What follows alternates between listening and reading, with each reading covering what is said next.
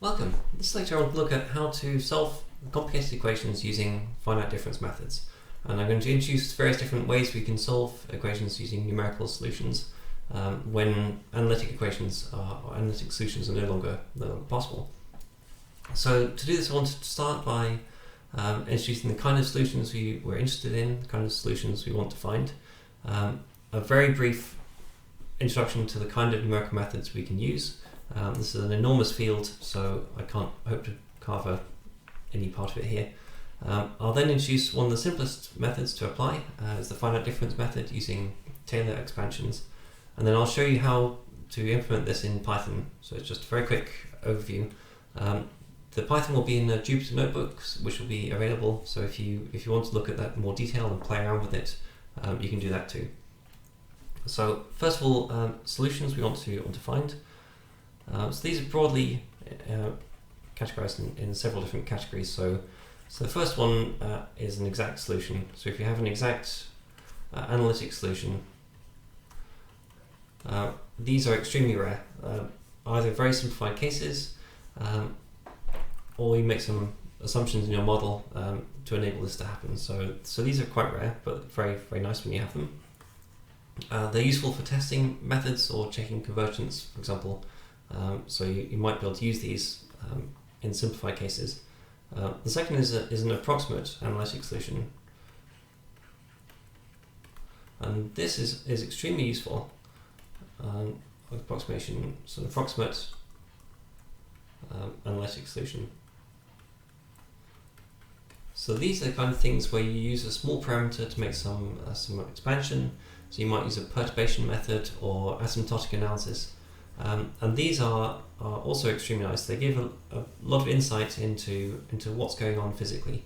And so if you can, try to use these methods to solve your equations first. Even if you can't find a solution, the process of going through it will help you understand what the equations mean and where the difficulties are coming from. And so these two methods provide a lot of insight into what the equations mean and physically what's happening in them. The last resort we're going to use here is this numerical solution. So as you'll see, this involves approximations as well. We don't get an exact answer. The computer gives us something which looks like an exact number. It has lots and lots of digits, so it looks like we have a very highly accurate solution, but actually all those digits can be wrong, and it's in some cases very hard to tell when that happens. And so although numerical methods are very powerful and can give us solutions in cases where analytic methods fail, they also can give us completely wrong solutions and can be very hard to tell when that's happened. And so they should be treated with a lot of care to understand when they work, when they're not working, and a lot of testing. So always be skeptical of numerical solutions, and I say that as someone who works with them all the time. They can be very good, but they need watching very carefully. So the kinds of methods we can use, so these are the kind of numerical schemes, numerical methods.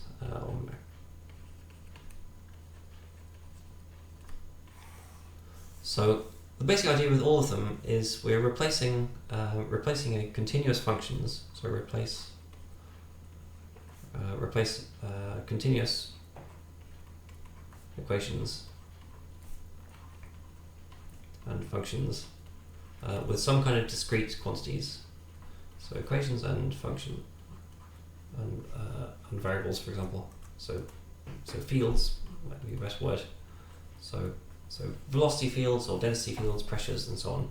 So these are continuous quantities. They're defined everywhere in space, at least according to our partial differential equations. But the computer can only hold a finite number of data points. So we're replacing these with a discrete finite set of numbers. So a discrete finite set of values. So there are many different choices we can make. Essentially it's choosing basis functions to represent our system. Some of the simplest ones are, for example, the one we look at here, which is finite difference. Finite difference is when we essentially replace a continuous dimension, such as x. So x is continuous. We can pick any arbitrary point in here and define what the density is, for example. But instead we choose a finite number of points. We just say, so the density and velocity are only defined on these set of points. And so these points we can evolve in time, but we don't evolve what happens in between. And instead we just assume that whatever it is, the density is smoothly varying between these points here. And so here we have a finite number of mesh points. And by assuming the functions are smooth, we can calculate derivatives. So this process of dividing up into points is creating a mesh. So we turn a continuous dimension into a finite set of points. So I have finite number of mesh points. There's a related scheme called finite volume, which is widely used for fluids. We'll see why very shortly. So here you again take a dimension such as x. That's the x well. And now instead of dividing up into points, we divide it up into volumes. So we split it up into chunks. I'm going to say each of these volumes, a quantity, say density, is a constant. And so density might be varying something like this. So we have this is density. So density is some kind of a stepwise function. And this is nice because in deriving the fluid equations, so the Euler equations, remember we looked at integrating over a volume. So we looked at things like the integral of the mass density over a volume, and this changed due to fluxes through the surfaces. So we have a kind of fluxes through these boundaries, and we have something inside the volume. So it's kind of volume of stuff, and it's moving through the surfaces. And so finite volumes translates quite naturally into describing fluids. There are other choices, so we don't have to divide up space. We can divide our function into other basis sets. So there are things like spectral methods.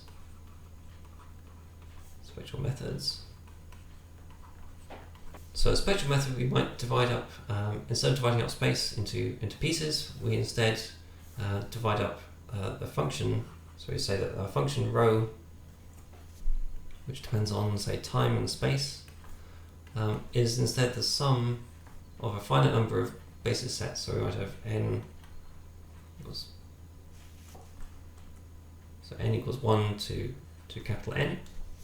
And here we define a bunch of coefficients, so rho n, for example, and this is just a function of time, and a set of basis functions, phi n, which is just a function of space. So we make this separation into time-varying coefficient and a spatially varying function.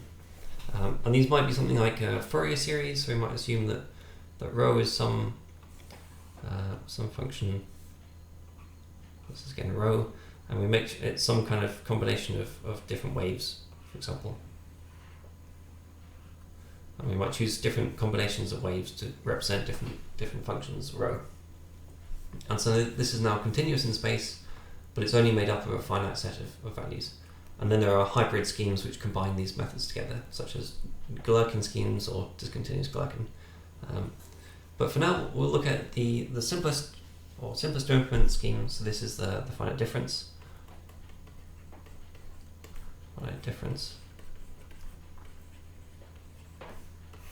So here what we're doing is we're taking a spatial grace, this is x, and we're dividing it up into pieces. And so this is the location xn, this is xn plus 1, and this is xn minus 1. So I'm just labeling the location on that axis there, and I'm going to label the distance between here as delta x. And now what we're going to do is we're going to use Taylor expansions. So Taylor expand, and we're going to say that some function, let's say it's rho, so rho of x is approximately, now we can expand around any point we choose, so we can just choose to expand around xn, so this is rho of xn, plus an infinite series which expands as like x minus xn times the gradient d rho by dx I use this notation to mean that this is evaluated at xn, and then we have the second term, which is just a half, or 2 factorial x minus xn squared, and then the second derivative d2 rho by dx squared, evaluated at xn. And this continues forever, so you have the cubic, quartic, and so on, so you can just keep expanding. And so if we're close to xn, so x minus xn is small, then these can be good approximations. Obviously, as distance gets larger, as this delta x gets bigger, the approximation gets worse. And so now what we can do is we can use this equation, and we can work out, just put in here, so x equals xn plus 1. And so x minus xn becomes delta x, this becomes delta x squared. And so we can write that rho at xn plus 1 is rho at xn. So that should be an approximate. Plus here we have delta x d rho by dx, evaluated at xn, plus delta x squared, 2 factorial, d2 rho by dx squared, again evaluated at xn, and then all the other terms after that. Now in this equation, if we know rho and we want to calculate the gradient, for example, so we know these two, these are known, and then these gradients are what we want to find, so we don't know what any of these are. What we can do is say that if delta x is small, then we can neglect these higher terms and treat these as an error, and so we can rearrange this equation to find this value. And so we can just write that d rho by dx at xn is approximately rho at xn plus 1 minus rho at xn, and then divided by this delta x. You see, this is just drawing a straight line, so we know the two values, we just draw a straight line between them, and we calculate the gradient from that. We end up with extra terms that we've neglected. So here this moves over the side, so we end up with a minus delta x. So we had delta x squared, we divide through by delta x, so we end up with delta x over 2 factorial d2 rho by dx squared, again evaluated at xn, and then minus all the other terms. And so these terms are now, this is the error. So these are terms we don't know what they are, we're not calculating them, and we're just using this as an approximation. This is the finite difference approximation.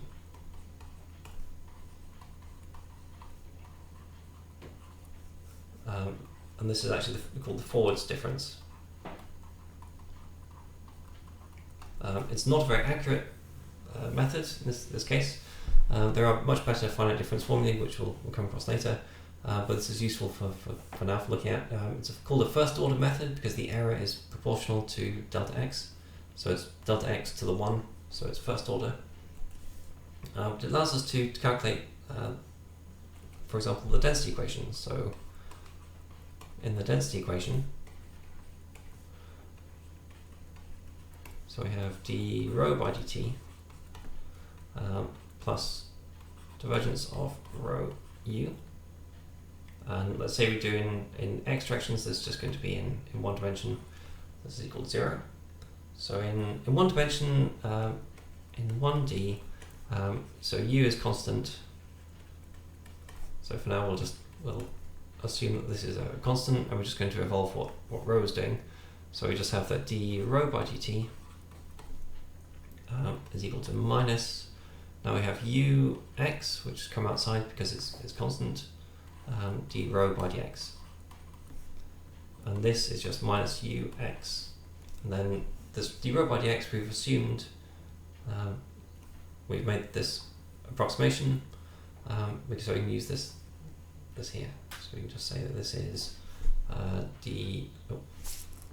this is rho at x n plus 1 minus rho at x n divided by delta x. And then there's error terms on here that we're not including. So we can try and show how this works in practice. So we're going to implement this in Python, and then we're going to use one of the built-in time integrators to solve that. So this is a Jupyter notebook I've written which solves this equation. So it's the density equation with a constant velocity in the x direction using this finite difference formula, and this is just the difference between the two neighbouring points divided by the distance between them. And this is using Python, so I'm going to use scipy integrate, this ODE_int function to integrate the equations, and I'm borrowing some functions from NumPy here I'm going to use shortly. So the core of the algorithm is here. So I define the length of the domain, which here I'm just saying is 1. So x is just an array which goes from 0 to 1. This is the locations of my grid points. And this is the speed. This is ux in the formula, and here it's in the negative x direction. So expect the density to go left when we plot it, so in the negative x direction. Now this is the core of the algorithm, is this function which we're calling density equation. So it takes the density as the input. So here rho is an array of values, one value for each point in x. Here we calculate the number of grid points, which is obviously the same as this value here, but this is more general. So we work out how many grid points we have, how many mesh points. The spacing in x, this is the delta x in the formula. This is just the length divided by the number of points. We then create an array to store the result. So the rho by dt is an array of the same length, so one result for each point in the mesh. And then here is our finite difference formula. So this line, so it's rho at x plus n plus 1 minus rho at n divided by the grid spacing dx. And here I have minus ux in the formula. Now what I want to do is, because I don't want to have edges, what I'm doing here is that n plus 1, which is calculating this part here, has the modulus of n. So if this goes larger than n, it wraps back around to 0. And this means that I always stay inside the domain, and just one side of the line is connected back to the other. And so the density should just go around in a circle. It should go out one side and back in the other. And then finally, once we loop over each point in the mesh, so we calculate the time derivative for every point, we then return it. Note that this could be made more efficient. Here I'm not trying for efficiency, it's supposed to be hopefully as clear as possible, even if you're not particularly familiar with Python. So okay, so that's the algorithm. So this calculates the time derivative given the density. Then what we do is we say at the initial conditions, so at time t equals 0, we want, in this case, a sine wave. So x is going from 0 to the length, and here it's just sine 2 pi, so we expect this to be a simple sine wave. And then we can solve it. So this is the scipy ODE_int. We specify what times we want the output. So here t equals 0 is the initial time, and then we want time at 0.25 and 0.5. We ask for it to integrate the equations. This density equation is the function we wrote just here. Starting from this initial condition and returning the result at these times. That should be quick to run. Now, result is an array which contains each time we've asked for, so it has 3 different times, and at each time it has the density. And so what this does is this loops over each of the time indices, and for each time index it makes a plot. So it's plotting the position and the function rho. So this is all grid points at a particular time index, and then it gives it a label so we can see what's going on. And this is the graph you get. So this line here is the sine wave you put in. This horizontal axis is the x direction, so it's 0 to 1 and then wrapped around. And as time goes on, we go from this line to this line and then to this line. You can see that the shape is moving to the left, and this is because the velocity was negative.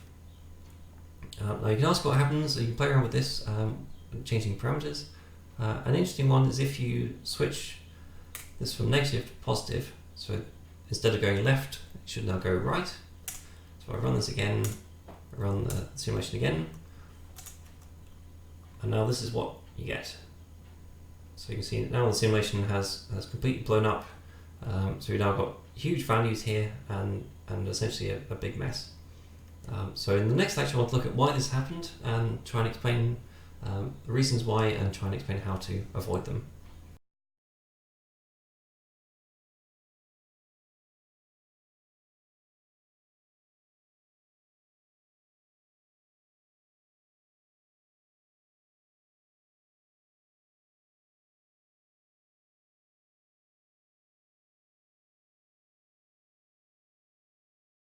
To solve that.